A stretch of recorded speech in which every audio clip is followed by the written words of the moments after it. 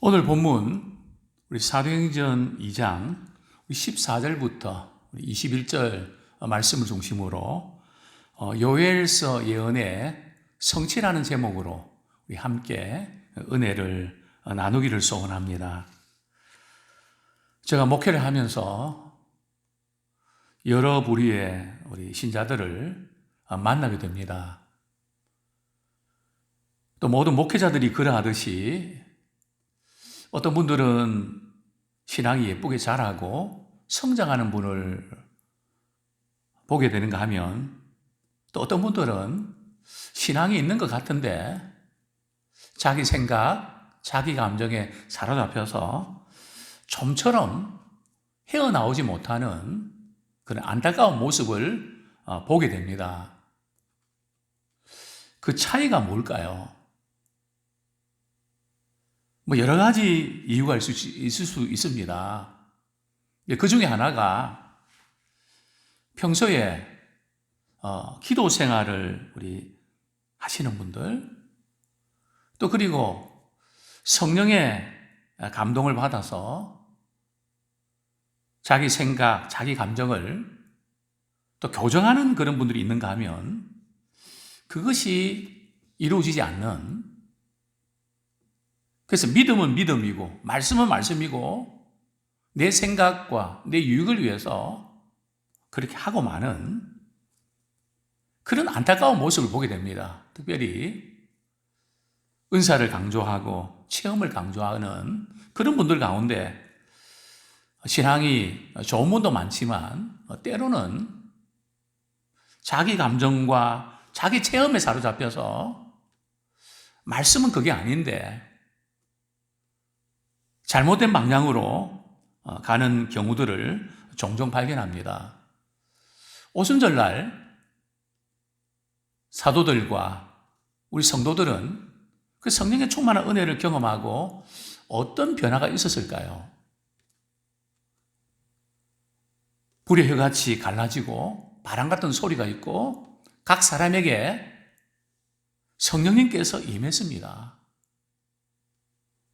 그 임했을 때에 어떤 일이 일어났을까요? 물론 우리 사도행전 2장 4절에 보면 그들이 다 성령의 충만함을 받고 성령이 말하게 하심을 따라 다른 언어들로 말하기를 시작하니라. 성령의 충만함을 받아서 말이 분명히 달라졌습니다. 각 나라의 그 언어들로 자신이 경험한 것을 말합니다. 자신이 경험한 것이 뭘까요? 하나님의 큰 일입니다. 우리 11절에 보면 하나님의 큰 일은 바로 예수님을 통한 구원의 사건, 부활 사건, 또 앞으로 보내실 성령의 놀라운 역사하심, 그것을 다 포함합니다. 여기서 우리가 좀 짚고 넘어야 될 부분들은 오순절 성령 강림은 성령이 임할 때에 특별한 은사를 체험하고 능력이 나타나고 거기에 초점이 있는 것은 아닙니다. 그것은 방편이지 목적이 아닙니다.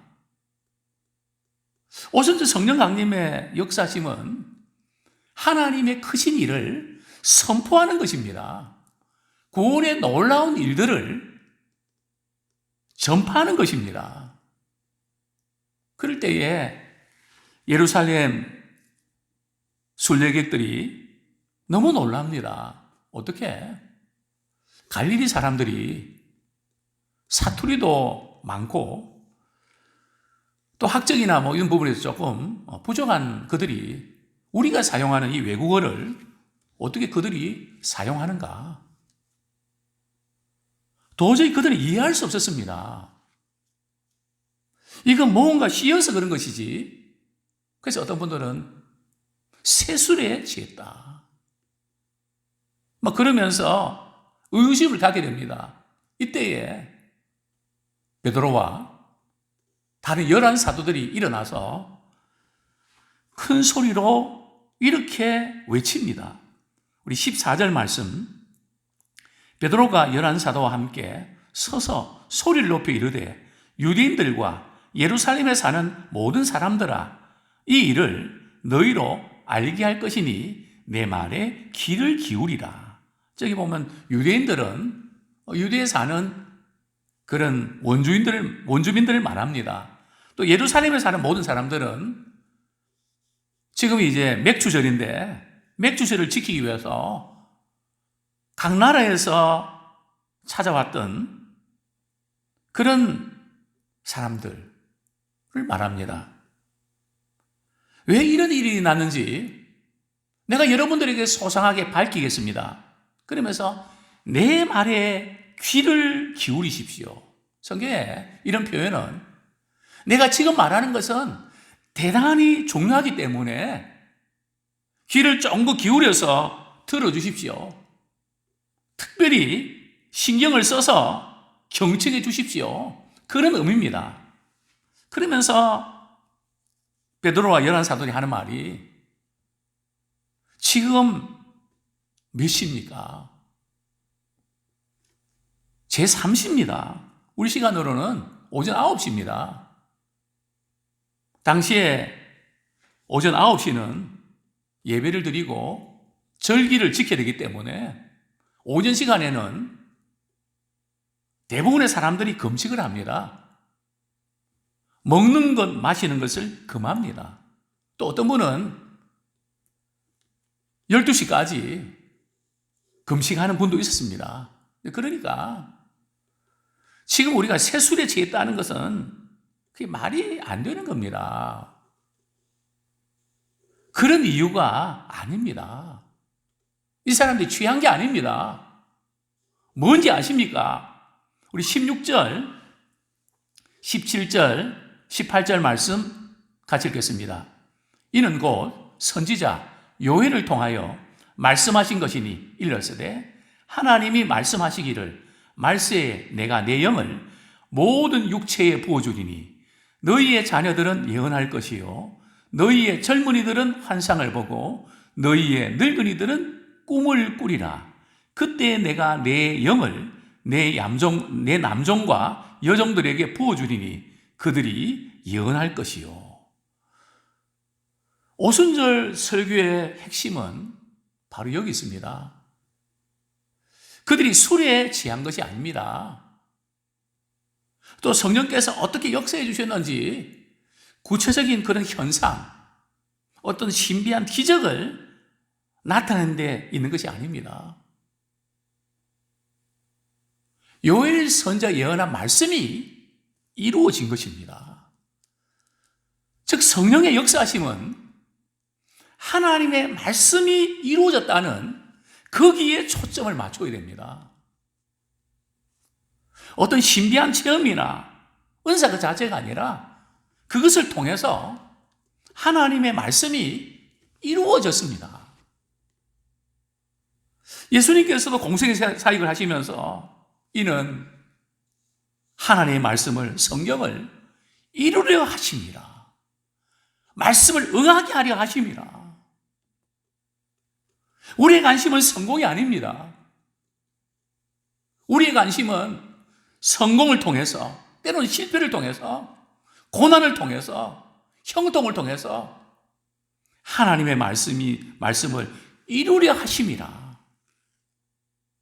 거기에 초점을 맞추는 신앙생활이 되기를 소원합니다. 어떤 예언의 말씀일까요?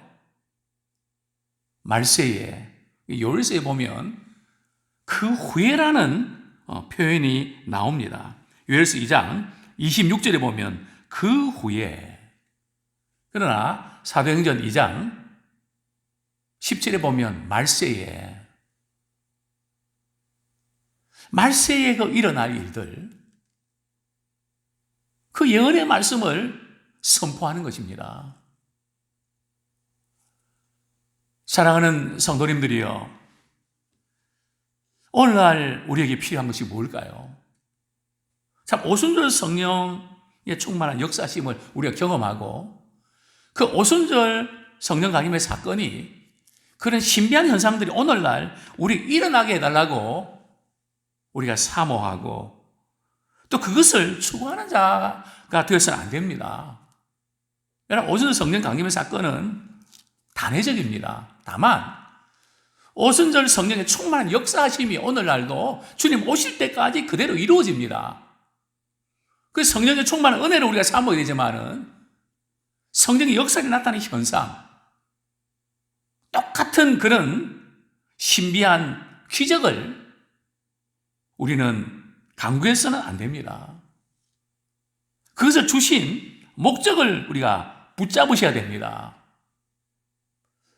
구약시대에 하나님께서 자신을 계시하셨던 세 가지 방법이 나옵니다.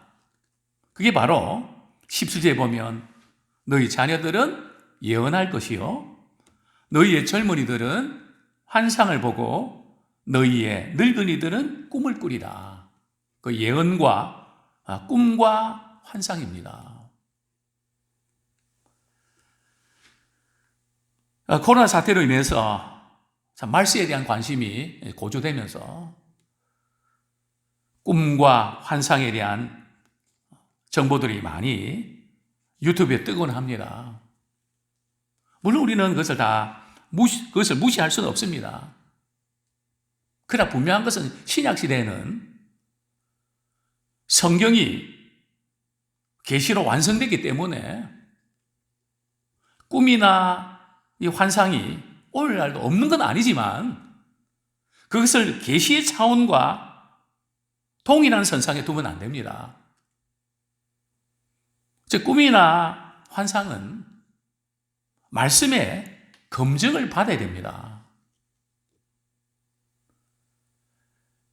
그러나 많은 분들이 이 꿈이나 이 환상을 너무 강조하는 경향이 있습니다. 이런 분들에게는 말씀이 잘 들어오지 않습니다. 뭔가 느끼고 본인이 체험해야만 진리로 받으려고 합니다. 평소에 우리 목사님들이 말씀을 통하여 우리에게 주시는 그런 교훈의 말씀들을 우리가 잘 받아들여서 하나님을 알아가야 되는데 그게 잘 와닿지를 않는다고 합니다. 그리고 어떤 경우는 자신이 꾼 꿈보다 또 환상보다 말씀이 더 소중하다는 것을 놓치고 꿈이나 환상을 더 중요하게 여기고 그걸 믿는 분들이 있습니다. 어떤 경우는 하나의 말씀과 배치되는데 그것은 하나님이 주시는 꿈과 환상이 아닌데 또 어떤 경우들은 꿈이나 환상은 그렇게 된다는 것을 강조하는 것이 아니라 그것을 미리 보여주심으로 회개하고 돌이키라는 사인입니다. 그런데 그 꿈이나 환상을 보고 방치하고 그것이 그대로 이루어지는 그것만 기다리는 분들이 있습니다. 그렇게 하지 말라는 뜻인데, 고치라는 뜻인데 그렇게 해도 되는 걸로 착각하는, 즉 베드로의 설교는 18절에 또 한 번 이렇게 강조합니다. 그때 내가 내 영을 내 남종과 여종들에게 부어주리니 그들이 예언할 것이요. 남종과 여종들에게 성령을 부어준다고 하셨습니다. 모든 육체에 부어준다고 하셨습니다. 이 엄청난 사건입니다. 구약시대의 성령의 역사심은 어떤 특별한 사람에게 일시적으로 임했습니다. 대표적으로 이스라엘의 초대왕 사울왕이 그렇습니다. 하나님의 신이 크게 임해서 그도 예언을 하죠. 그러니까 계속해서 말씀에 불순종할 때에 나중에는 하나님이 부리신 악신이 그를 괴롭힙니다. 하나님의 신이 떠납니다. 그러나 신약시대에 오순절의 성령 강림 사건을 통해서 말세에 내가 내 남종과 여종에게 모든 육체들에게 성령을 부어주겠다. 이 오순절 성령 이후에 성령의 역사심은 믿는 모든 사람들에게 성령을 부어주시고 그 성령은 왔다가 떠나는 것이 아니라 우리 속에 내주하셔서 말씀에 순종하고 또 우리가 그분의 뜻대로 순종할 때에 성령께서 늘 역사하시는 그런 은혜를 우리는 경험하게 됩니다. 근데 참 많은 분들이 이것을 놓칩니다. 그래서 주일날 설교 듣고 월요일부터 토요일까지 바쁘게 살다가 잊어버리고 또 한 주를 또 맞게 됩니다. 그러나 우리 성도들은 말씀을 읽고 기도하는 중에 성령께서 우리 마음의 생각과 감정을 교정시켜 주십니다. 어떤 사람은 내 생각과 내 감정에 붙잡혀서 그걸 믿어버린 사람이 있는가 하면 신자들은 항상 그 부분을 분별합니다. 정말 주님이 기뻐하시는 건가? 내 생각이 맞는 건가? 이렇게 해도 되는 건가? 그렇게 생각하다가 기도하는 가운데, 말씀을 듣는 가운데 깨달음이 옵니다. 그때마다 교정을 합니다. 그것이 성령의 역사입니다. 성령의 인도하심입니다. 항상 성령께서는 우리로 하여금 진리로 우리를 인도해 주십니다. 더욱더 혼탁한 세상 가운데 성령의 충만한 은혜를 통해서 말씀이 가는 곳에 가고 말씀이 멈추는 곳에 멈추는 우리가 되기를 소원합니다. 오순절 성령 강림에 목적이 있습니다. 첫 번째 목적은 오순절 성령 강림을 통해서 말세에 심판이 있고 구원이 있습니다. 우리 본문 우리 19절부터 21절까지 같이 읽겠습니다. 또 내가 위로 하늘에서는 기사를 아래로 땅에서는 징조를 베풀리니 곧 피와 불과 연기로다. 주의 크고 영화로운 날이 이르기 전에 해가 변하여 어두워지고 달이 변하여 피가 되리라. 누구든지 주의 이름을 부르는 자는 구원을 받으리라 하였느니라. 말세에 나타나는 현상이 있습니다. 피와 불과 연기. 이 말세의 징조 가운데 무엇을 의미할까요? 하나님의 심판을 의미합니다. 즉 예수님 다시 오시기 전에 환란이 있고 그리고 천체에 변화가 있습니다. 그리고 예수님이 다시 오십니다. 우리 마태복음 우리 24장 29절부터 30절까지 같이 읽겠습니다. 그날 환란 후에 즉시 해가 어두워지며 달이 빛을 내지 아니하며 별들이 하늘에서 떨어지며 하늘의 권능들이 흔들리리라. 그때 인자의 징조가 하늘에서 보이겠고 그때 땅의 모든 족속들이 통곡하며 그들이 인자가 구름을 타고 능력과 큰 영광으로 오는 것을 보리라. 그렇습니다. 주님의 오심이 불신자들에게는 하나님의 심판입니다. 그러나 주의 이름을 부르는 자들에게는, 즉 주의 이름을 믿는 자들에게는 구원의 날입니다. 요엘서 2장 우리 31절에 보면 불신자들에게는 그 주의 날이 크고 두려운 날이 됩니다. 그러나 신자들에게는 사도행전 2장 20절의 말씀처럼 주의 크고 영화로운 날이 이릅니다. 사랑하는 우리 성도님에게는 주님의 오심이 주의 크고 영화로운 날이 되기를 축원합니다. 정말 우리에게는 무엇이 필요할까요?